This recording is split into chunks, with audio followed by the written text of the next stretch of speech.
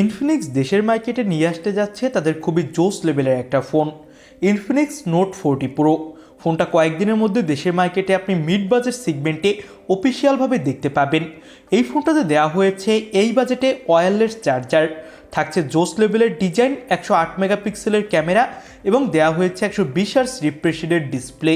তো বুঝতেই পারছেন খুবই জোস স্পেসিফিকেশনের সাথে দেশের মার্কেটে আসতে যাচ্ছে, আর অবশ্যই দেশের মার্কেটের ওয়ান অফ দ্য বেস্ট একটা ফোন হতে যাচ্ছে। তো আজকের ভিডিওতে আমরা কথা বলবো এই ফোনটা দেশের মার্কেটে কি প্রাইজিংয়ে আসবে, কবে আসবে এবং কতটা ভ্যালু ফর মানি দিবে আপনাকে, এইসব বিষয় নিয়ে।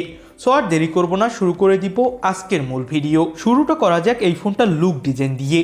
এই ফোনটাতে অস্থির একটা ব্যাক সাইডে ডিজাইন দেওয়া হয়েছে, ক্যামেরা হাউজিংটা অনেক বড় এবং এই ফোনটার দুইটা ভেরিয়েন্ট আসবে, একটা হলো লেদার ব্যাক আর অন্যটা গ্লাস ব্যাক। এবং আমার কাছে অবশ্যই লেদার ব্যাগটা অনেক বেশি ভালো লেগেছে এবং এই ফোনটার ফ্রন্টে ব্যবহার করা হয়েছে মিডল পানসোল কাটিং ডিসপ্লে, যেটা একটা কার্ভ ডিসপ্লে। এবং এই ফোনটার ডিসপ্লেতে আপনি পাবেন কর্নিং গরিলা গ্লাসের প্রোটেকশন। তো ওভারঅল যদি বলি তাহলে ফোনটার লুক ডিজাইন কিন্তু এক কথায় অস্থির। এই ফোনটাতে আপনি উপরের সাইডে পেয়ে যাবেন মাইক্রো স্পিকার এবং এই ফোনটার নিচের সাইডে দেওয়া হয়েছে ইউএসবি টাইপ সি পোর্ট। ফোনটাতে আপনি পেয়ে যাবেন ডুয়েল ন্যানো সিম কার্ড স্লট, তবে এক্সট্রা কোনো মেমোরি কার্ড স্লট নেই। তো ওভারঅল যদি বলি তাহলে ফোনটার লুক ডিজাইন এক কথায় জোস, আর এখানে দেওয়া হয়েছে একটা কার্ভ ডিজাইন, যার ফলে ফোনটা হাতে নিয়ে অনেক ভালো হ্যান্ডস অন ফিল পাওয়া যাবে। এবং এর ডিসপ্লেটাও কিন্তু কার্ভ, যেটা 6.78 ইঞ্চি মাপের এবং এটা ফুল এইচডি প্লাস অ্যামোলেড প্যানেল, যার রিফ্রেশ রেট 120 হার্টজ এবং এর পিক ব্রাইটনেস দেওয়া হয়েছে 1300 নিটস, আর এর স্ক্রিন টু বডি রেশিও 89.8%। তো বুঝতেই পারছেন ডিসপ্লেতে 3 বেজেলস একদম নেই বললেই চলে, আর এখানে 1300 নিটস পিক ব্রাইটনেস থাকার ফলে এখানে ডিসপ্লেতে ব্রাইটনেস জনিত তেমন কোনো সমস্যা আপনাকে পড়তে হবে না। এবং এই ফোনটার 120 হার্জ রিফ্রেশ রেটে আপনি অনেক ভালো গেমিং করতে পারবেন এবং অনেক স্মুথ পারফরমেন্স পাবেন। এবার আমরা ফোনটার পারফরমেন্স সেক্টর নিয়ে কথা বলবো। এই ফোনটাতে মিডিয়াটেকের ডায়মেনসিটি 7020 চিপসেট ব্যবহার করা হয়েছে, যেটা 6 ন্যানোমিটার আর্কিটেক্টের উপর বিল্ড করে তৈরি এবং এর up to clock speed 2.0 gigahertz. এখানে আপনি PUBG, free fire, call of duty, অ্যাসপল 9 এইসব ধরনের গেমগুলো অবশ্যই ভালো প্লে করতে পারবেন, তবে অনেক বেশি সময় ধরে প্লে করলে অবশ্যই কিছুটা ল্যাগ ইস্যু পাবেন এবং ফ্রেম ড্রপ ইস্যু পাবেন এবং এর টেম্পারেচারও হাই হবে। তবে আরেকটা কথা যেটা না বললেই নয়, বাংলাদেশের মার্কেটে যখন এই ফোনটা আসবে তখন কিন্তু এর 5G ভেরিয়েন্টটা আসবে না, এর 4G ভেরিয়েন্টটা আসবে মিডিয়াটেকের হেলিও G99 আলটিমেট চিপসেটের সাথে। সেটার পারফরমেন্সও কিন্তু অবশ্যই ভালো হবে, এখানেও আপনি গেমিং করতে পারবেন ভালোই। আউট অফ দ্য বক্স এই ফোনটাতে আপনি দেখতে পাবেন অ্যান্ড্রয়েড 14 এবং XOS 14। 2 বছর পর্যন্ত ফোনটাতে আপনি অ্যান্ড্রয়েড আপডেট এবং 3 বছর পর্যন্ত সিকিউরিটি আপডেট পাবেন। ফোনটাতে LPDDR4X র্যাম এবং UFS 2.2 স্টোরেজ থাকবে। তো ওভারঅল যদি বলি তাহলে পারফরমেন্সের দিক থেকে আমার কাছে মনে হয়েছে ফোনটা অবশ্যই ভালো হতে যাচ্ছে।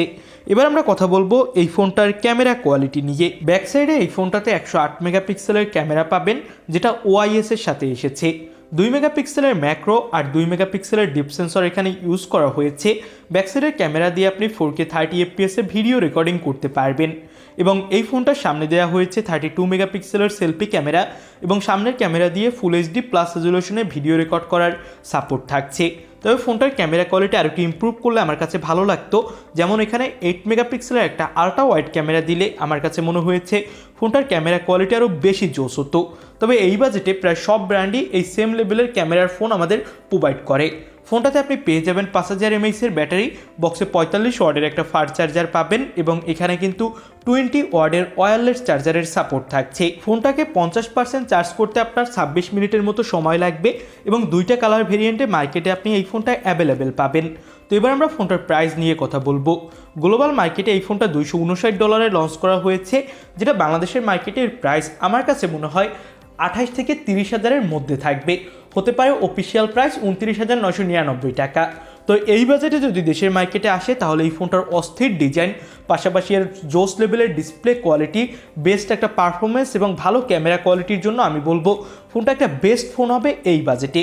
আপনাদের কাছে ফোনটা কেমন লেগেছে তা অবশ্যই আমাদের কমেন্ট বক্সে জানাবেন। আর এই ফোনটা মার্চ মাসের শেষের দিকে অফিসিয়ালভাবে দেশের মার্কেটে আসার সম্ভাবনা অনেক বেশি, তবে 100% কনফার্ম তো কোনো কিছুই বলা যাচ্ছে না। তো এই তো ছিল আজকের ভিডিও ভালো লাগলে লাইক করে দিবেন, চ্যানেলে নতুন হলে সাবস্ক্রাইব করে রাখবেন, পরবর্তী সকল ভিডিও সবার আগে পাওয়ার জন্য নোটিফিকেশন বারটাও অন করে রাখবেন। আজকের মতো আল্লাহ হাফেজ।